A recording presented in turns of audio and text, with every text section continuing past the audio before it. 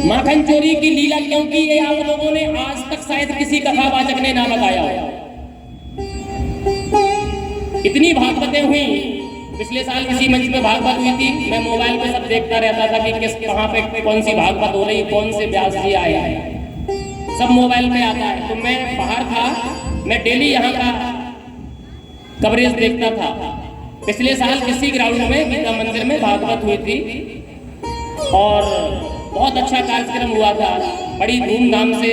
उसमें राजू भैया का पूर्ण सहयोग था, जैसे इस बार है आप सभी का पूर्ण सहयोग था, पूरे ओबरा के भक्तों का सहयोग था। जैसे आप लोग कोई भी कार्यक्रम करते हैं ना, सब लोग मिलके करते हैं, सबसे बड़ी खुशी इस बात की होती है, ठीक है ना।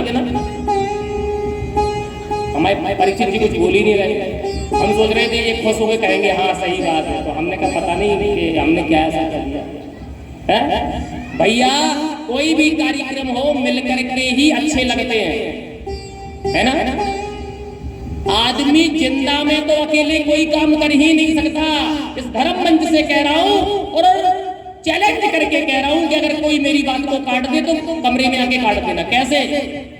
ये मनुष्य जीवन ऐसा है कि व्यक्ति जन्म से लेके मर भी जाता है तो ना तो व्यक्ति अकेले जी पाता है ना अकेले मर पाता है। मरने के बाद भी चार लोग उसको कंधा देने के लिए लगते हैं। वो चाहे कि मैं अकेले शमशान घाट पहुंच जाऊं तो वो पहुंचने वाला नहीं है। इसलिए कभी भी कोई भी काम करना जब तक संगठन में नहीं करोगे, संयुक्त होकर के नहीं करोगे, टीम में नहीं करोगे, तब तक आपका होने वाला नहीं। और आपके यहाँ तो चुनाव है, अभी वोटेंगे। आप सभी लोग अपने सनातन धर्म के लिए, अपने रामलला के लिए, अपने राधा माधव के लिए और अपने हिंदुस्तान के लिए संगठित होकर के एक ही जगह वोट दे देना।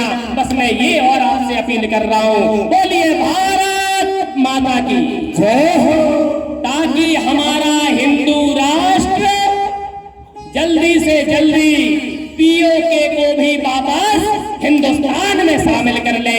बस हमारा अगला प्रयास ये होगा कि पाकिस्तान अधिकृत जो कश्मीर है उसको हमारे हिंदुस्तान को जोड़ना हमारे देश का अगला टारगेट। बस यही मिशन में हमें लगना है।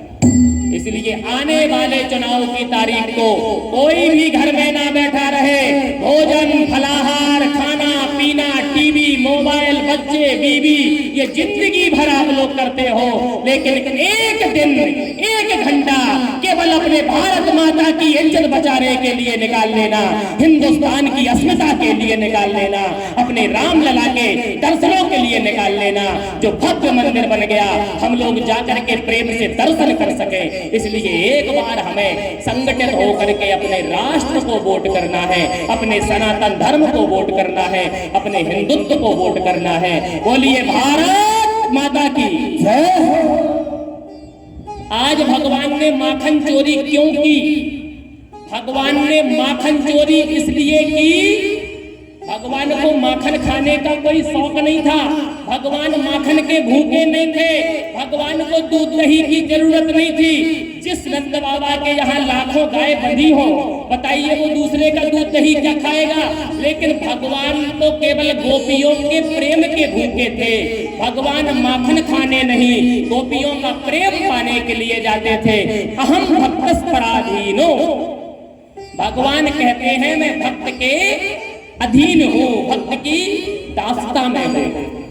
लोग कहते हैं कि हम भगवान के दास हैं और भगवान कहते हैं नारद जी से कि मैं भक्त का दास हूं। भक्त भगवान का दास है और भगवान भक्त का दास है। इसलिए गोपियों को दर्शन देने के लिए, गोपियों का प्रेम लेने के लिए भगवान चोरी से उनके घरों में जाते थे।